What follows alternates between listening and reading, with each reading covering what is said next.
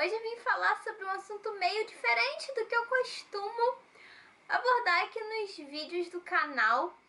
E eu vou falar um pouco sobre como eu me tornei a leitora que eu sou hoje. A ideia de gravar esse vídeo surgiu quando eu assisti a um vídeo da Juliana, do Caraminholas de J. Plufts. Ela fez um vídeo muito legal sobre como nos tornamos leitores, em que ela compartilha a experiência dela. Ela fala como foi que ela começou a ler, quais foram os primeiros livros da sua vida. Achei a ideia super legal e resolvi fazer a mesma coisa porque a minha formação de leitora foi um pouquinho diferente de outras pessoas da minha geração, pelo que eu vejo. Então, achei interessante falar um pouco sobre isso porque hoje em dia você sabe tudo que eu leio porque eu venho aqui contar. Mas como era antes, né?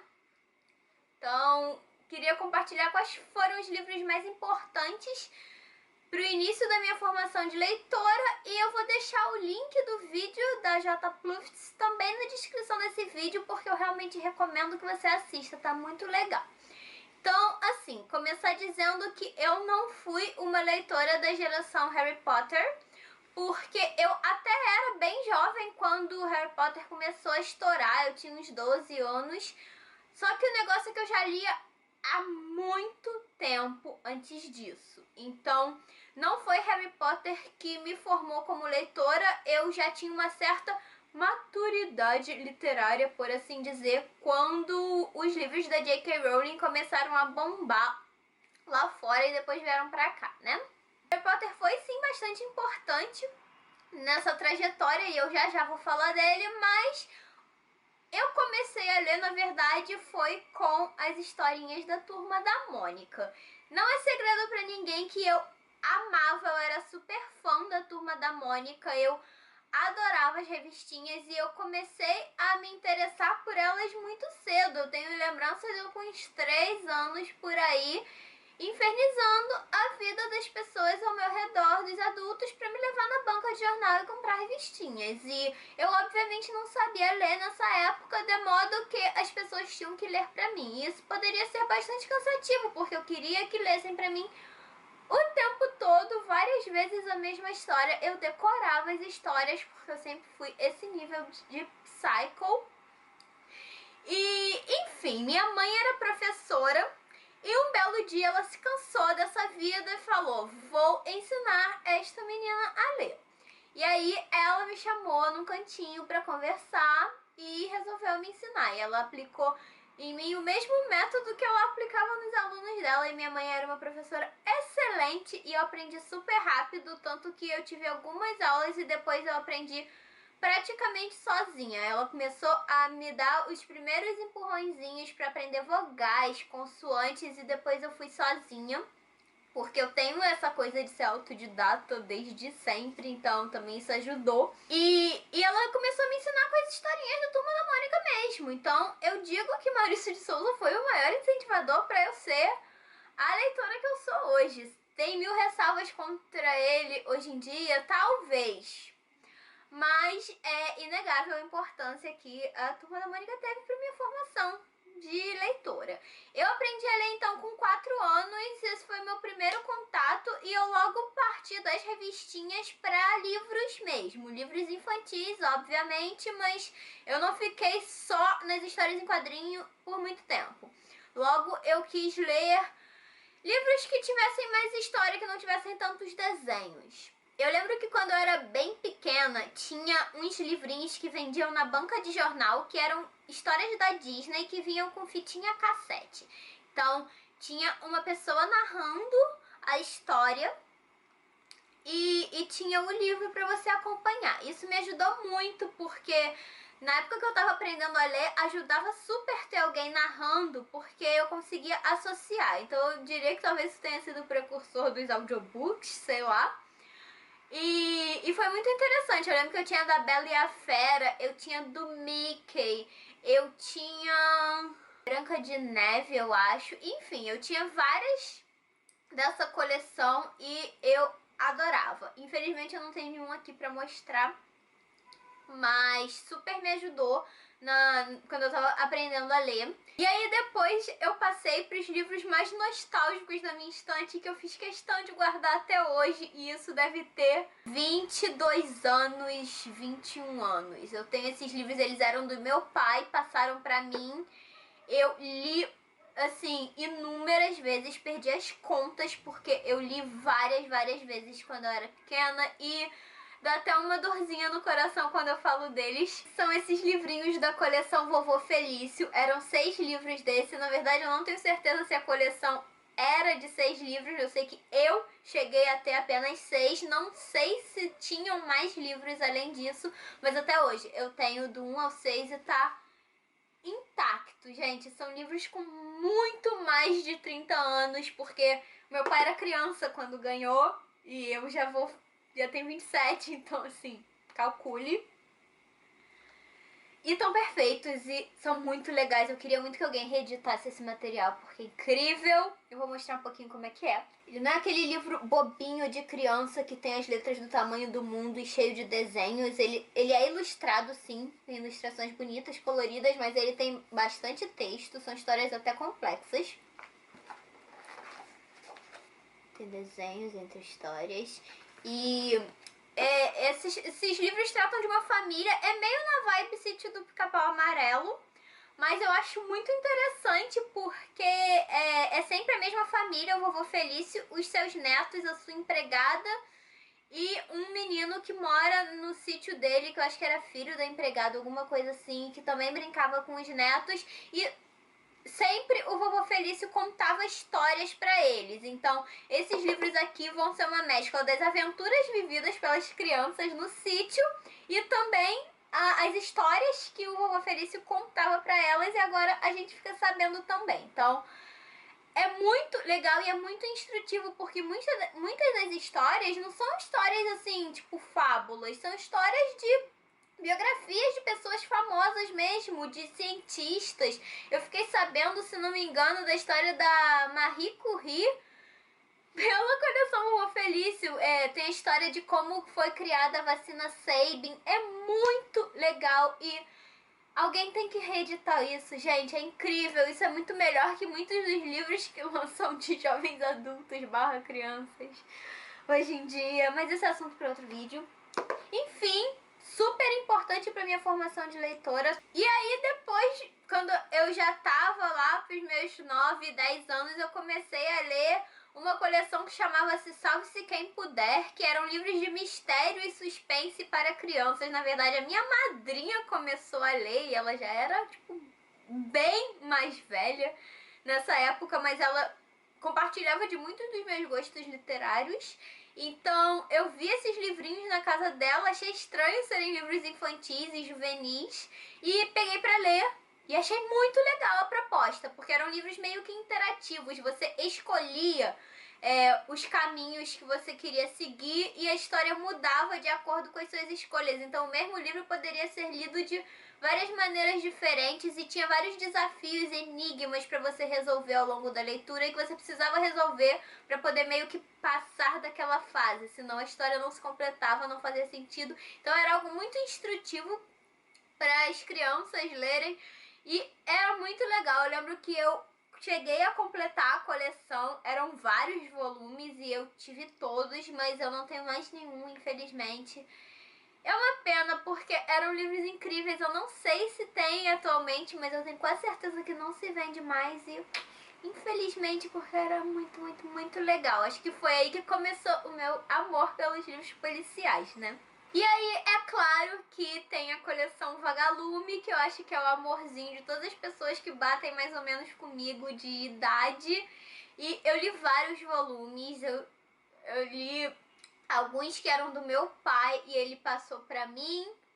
Eu lembro que eu li A Ilha Perdida, eu li A Árvore que Dava Dinheiro. Eu lembro que eu li o Escaravelho do Diabo e...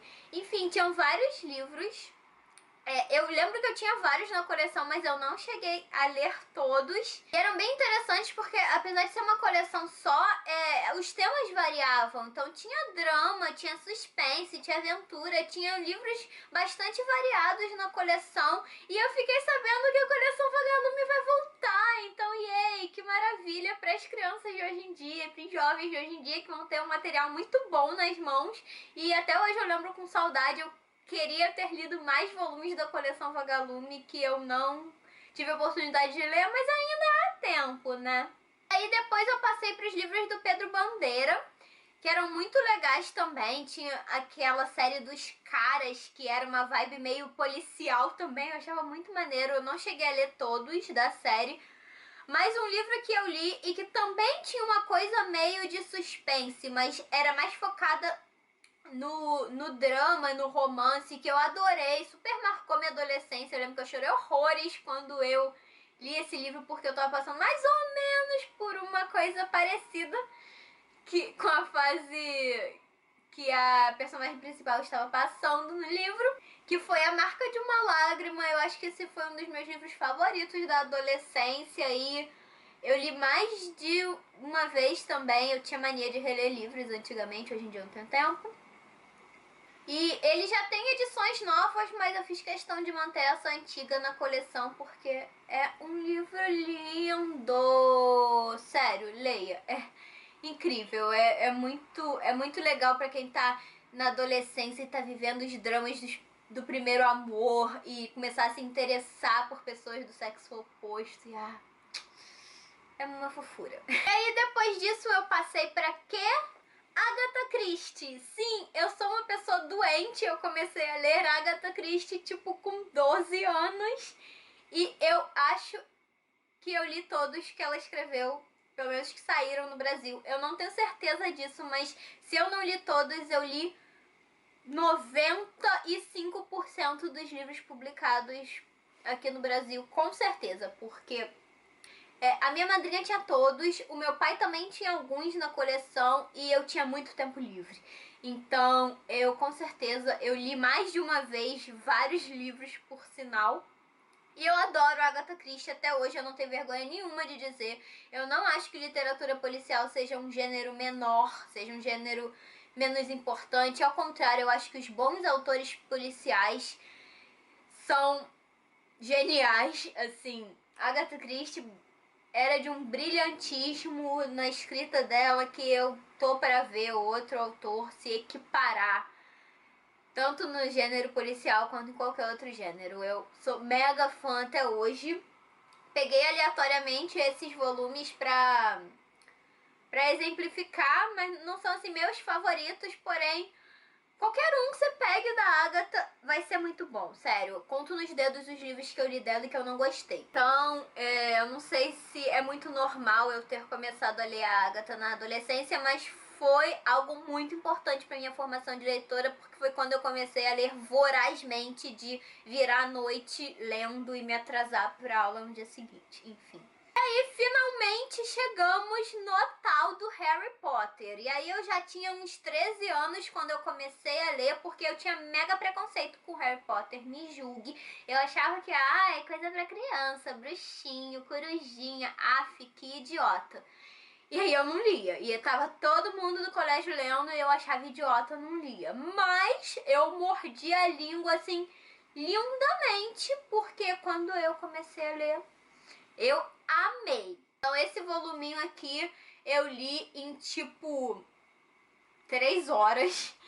Sério, eu li muito rápido. Ok que é o mais fininho da série, mas mesmo assim é um livro meio que complexo até para quando você tem 13 anos. E eu li muito rápido. Foi uma amiga minha de infância que tava lendo e ficou enchendo meu saco. Eu tinha que ler também, que ela queria conversar sobre esses livros com alguém. E eu era a única pessoa que ela conhecia que gostava de ler, então eu tive meio que ler por pressão dessa amiga. Só que eu adorei. Esse livro aqui, minha gente, marcou a minha vida e a de tantas pessoas da minha geração, né? Depois que eu li a Pedra Filosofal, todo o meu amor por Harry Potter veio à tona e eu era daquelas que ficava roendo as unhas antes de lançar o próximo livro e que eu não fazia nada, eu desmarcava compromissos para poder ficar lendo direto, eu virava à noite toda vez que saía um volume novo de Harry Potter e isso me acompanhou por toda a adolescência. O último saiu, eu já tinha 19 ou 20 anos, então foi toda uma fase da minha vida, foi muito gostoso acompanhar Harry Potter e eu ainda não superei, eu acho que eu não vou superar Harry Potter, sempre vai ser importante pra mim, eu sempre vou ser meio Potterhead, apesar de eu não ser aquela fã fanática que decora todos os acontecimentos e datas e nomes até de personagens secundários e tal, eu não sou dessas, mas ainda assim é impossível negar que Harry Potter foi super importante para minha formação de leitora e é até hoje. E aí depois eu passei para os chicletes, eu comecei a ler Diário da Princesa, comecei a ler Beck Bloom, comecei a ler Bridget Jones, comecei a ler o Melancia, que também eu li na adolescência, eu tava numa fase um pouco abaixo do que o recomendado, assim, é um livro que seria para mulheres um pouco mais velhas, mas eu li quando eu tinha 15, 16 anos e foi muito legal, ainda é um dos meus livros favoritos da Marianne Keyes. E eu tive muito essa fase tiquilite, eu gostava pra caramba, eu tinha muitos livros, eu ainda tenho alguns na estante. Não li todos que eu gostaria, hoje em dia tenho outras prioridades literárias, mas os tiquilites foram muito importantes para minha formação de leitora e foi importante para mim nessa fase e até hoje quando eu quero me distrair eu gosto de pegar um tiquilite, são os meus maiores guilty pleasures, com certeza. E esses são os livros mais importantes para minha formação de leitora e eu queria saber de você, quais livros te incentivaram ou que te fizeram gostar de ler? Conta pra mim nos comentários porque eu acho esse um assunto tão interessante e que dá margem pra muita conversa. Então eu queria muito discutir com você sobre esse assunto. Se você gostou desse vídeo, por favor, não se esqueça de me dar um like porque assim você me ajuda muito a divulgar o vídeo. E se inscreva aqui no canal caso esse seja o primeiro vídeo que você assiste por aqui. Muito obrigada pela companhia e nos vemos no próximo vídeo. Tchau, tchau!